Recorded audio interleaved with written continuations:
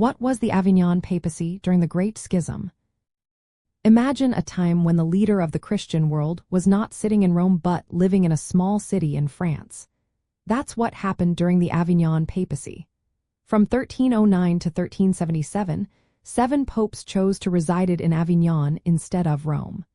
This shift was mainly due to political struggles in Italy and the influence of the French monarchy over church affairs. The popes in Avignon still claimed to be the true leaders of the church, but their location made their authority seem more tied to France than to the entire Christian world. During these years, the papal administration grew larger and more organized, but it also became more influenced by secular rulers. When Pope Gregory XI finally moved the papal court back to Rome in 1377, many thought the church was returning to its roots. But the peace was short-lived. The very next year, after Gregory's death, a new crisis erupted. The cardinals in Rome wanted an Italian pope, but some cardinals in Avignon still supported a French candidate.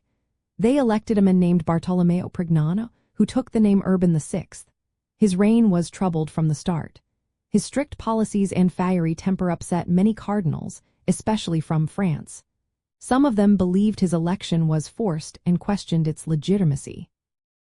So they held another election and chose Robert of Geneva, who became Pope Clement VII. This created a split in the church called the Western Schism. Instead of one pope, there were now 2, each claiming to be the true pope. The schism lasted for nearly 40 years, from 1378 to 1417. During this time, different parts of Europe supported different popes, which caused confusion and division. Some regions recognized the pope in Rome, while others backed the pope in Avignon. The situation worsened when a council was called at Pisa in 1409 to fix the problem.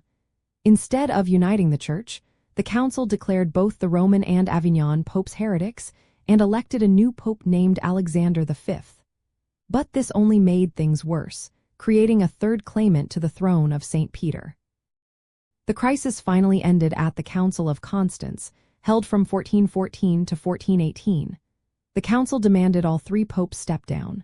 Pope Gregory XII of Rome resigned, and the Pisan pope was deposed. Benedict XIII of Avignon refused to give up and was excommunicated. The council then elected a new pope called Martin V, who took control of the entire church in 1417. This marked the end of the Western Schism and restored unity. The events of the Avignon Papacy and the Schism showed how political pressures could weaken the church's authority. They also led to new ideas about church governance, like the belief that councils could have authority over popes. These struggles reflected the wider political chaos of the late Middle Ages, when kings and princes were gaining more power and challenging the church's influence. The resolution at Constance helped rebuild the church's reputation and set the stage for future reforms.